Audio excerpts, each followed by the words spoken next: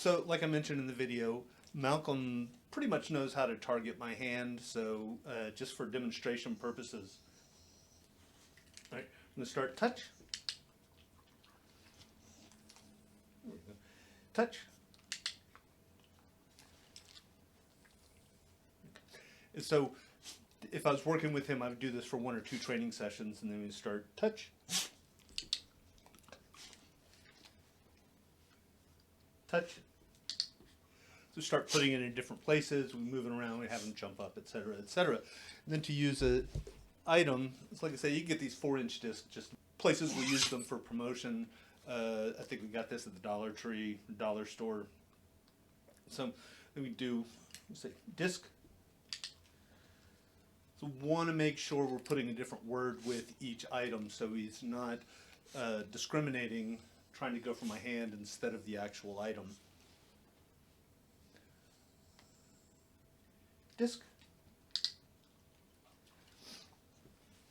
I've actually used this before as well, so he kind of knows it, but we haven't practiced it in a little while. So ideally we take this now and disc. And then I put the treat as close to the item as possible. Disc.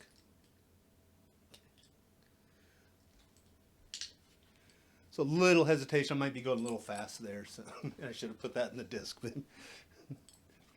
Disc. Here we go. Okay. So, and as usual, I'm going a little fast for demonstration purposes, but I would work on each step for a couple of training sessions at least, if not a couple of days. I always joke, my wife, she's gotten a lot better, but she used to have a real problem setting her keys down, losing them. And so I always threaten I'm going to teach the dog to find your keys. Well, we can do that with targeting. So I've got her keys here.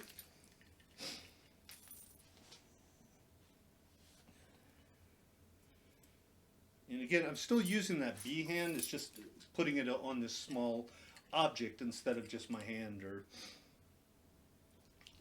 so, here, come over here so they can see. All right, keys. So as soon as he touches the keys, I'm clicking and treating. And my wife's keys are going to be a little wet, but there we go. Keys. And because he knows targeting, I can go a little bit faster, but once I start moving him around, you're probably going to see that delay like we did with the disc that he hasn't practiced when I started tossing it. So, disc, or keys. Oh, I really messed that one up, which happens. We still want to click, we still want to treat. So I'm going to try and put them in a little bit different place. Keys.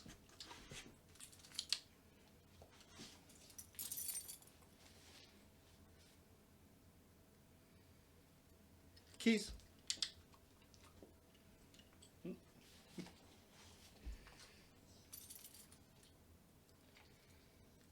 Keys.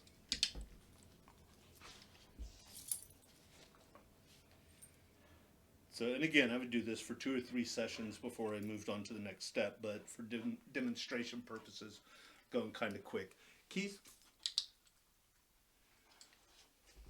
So to start with, when I start tossing it, quote unquote, I'm just going to put it really close to him so there's less chance of him messing up. I want to set him up for success. If I continue doing this, I'm going to increase that distance slowly. So here, why don't you come over here so they can see.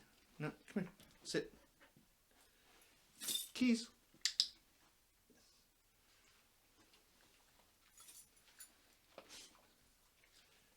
Keys.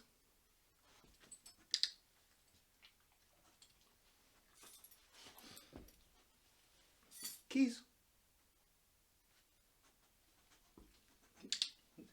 So a little encouragement is fine. If he wasn't doing it at all, then I would back up and I'd probably, do the moving my hand around a little bit. So backing up a little bit, working on that behavior until I'm sure he has it really well before I move on to the next step. Need a smile. Keys.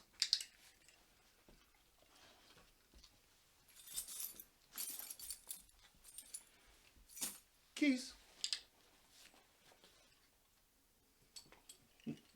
So even if I'm not getting the treat down to the keys or whatever the object happens to be, as long as I'm getting them that treat within a second, the click, and we'll talk about this in a different episode, but the click lets him know the instant he has done something right.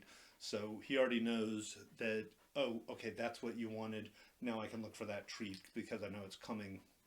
As always, if you have any questions, if you would like to work on this one-on-one, you can email me at bishopsgatetraining@gmail.com, or you can leave a comment and I will get back to you as soon as possible.